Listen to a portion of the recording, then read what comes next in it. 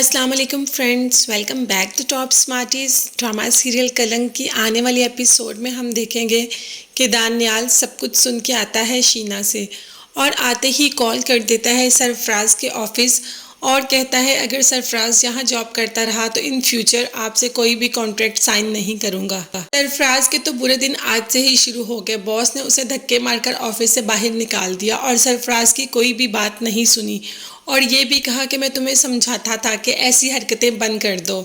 दानियाल ऐसे ही खामोश नहीं रहता। दूसरे दिन सारा को ऑफिस में बुलाता है और उसे कहता है नफीस अहमद एक बहुत अच्छे लॉयर हैं, उनका नाम और उनकी सारी डिटेल आपको सेंड कर रहा हूँ, आप उनसे बात करें। सारा हैरत से कहती है क्यों, क्या हुआ? तो आगे से दानियाल कहता है मैं नहीं जानता कि आप क्यों खामोश हैं, आपको सरफराज के लिए बोलना चाहिए, तो आप वहाँ से कांटेक्ट करें उनसे और उनके साथ अपना केस दायर करें। सारा जाके अपनी माँ से बात करती है कि सर दानियाल ने कहा है कि ऐसे उसने आपको हिरासा किया तो आप केस करें, लेकिन माँ इनकार कर देती है। सारा इसके जवाब में कहती है अगर मैं ऐसा करूँगी तो मेरे साथ और बहुत सी लड़कियों को इंसाफ मिलेगा और मुझे ऐसा करना चाहिए। इस बात पर उसकी माँ भी मान जाती है, लेकिन अब मसला पड़ा हुआ है घर में दुरैया का। दुरैया आजकल बहुत ही परेशान फिरती है क्योंकि शाहरुख हर वक्त उसको कॉल करके तंग करता है और पैसों की डिमांड करता है। कभी कभी तो वो सोचती है कि इन बातों से तंग आकर अपनी जान ही ले ले। आज तो सारा ने भी सब कुछ सुन लिया। दुरैया शाहरुख से ही बात कर रही थी और उसे कह रही थी कि मैं अपनी खाला और माँ के पैसे चुरा चुरा कर थक गई, मुझे इतना भी मजबूर मत करो कि मैं अपनी जान ही ले लूँ और मेरी जान छोड़ दो। ये सब बातें सारा सुन रही थी।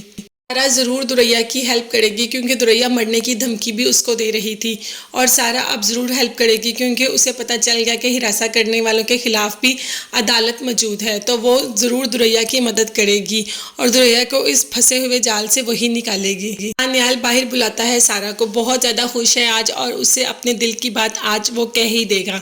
तो फाइनली उसने अपने दिल की बात सारा को कह ही दी और उसे कहा कि मैं तुम्हें बहुत पसंद करता हूँ और तुमसे शादी करना चाहता हूँ। सारा थोड़ा सा हल्का सा धीमा सा मुस्कुराती है और दिल ही दिल में सोचती है कि सर दानियाल की आंखों में मेरे लिए बहुत इज्जत है, उनके लहजे में, उनकी हर बात में मेरे लिए इज्जत है, तो मुझे और क्या चाहिए? ऐसा ही इंसान चाहिए जो औरतों की इज्जत करता हो। लेकिन फिर भी वो अभी कोई जवाब नहीं देती। पसंद तो वो भी सर दानियाल को करती है, लेकिन वो अपनी माँ से पूछकर फिर जवाब देगी।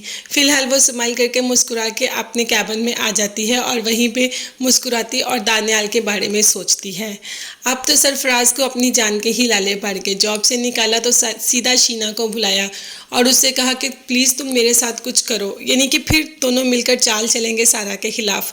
अब शीना उसका साथ बिल्कुल नहीं देगी और शीना को कहता है अगर तुम चाहो तो मैं अभी तुमसे शादी कर लूँ, लेकिन प्लीज़ तुम मेरा साथ दो, ये जो मसला खड़ा हुआ है तुम मेरे साथ मिलकर इसको सॉल्व करो।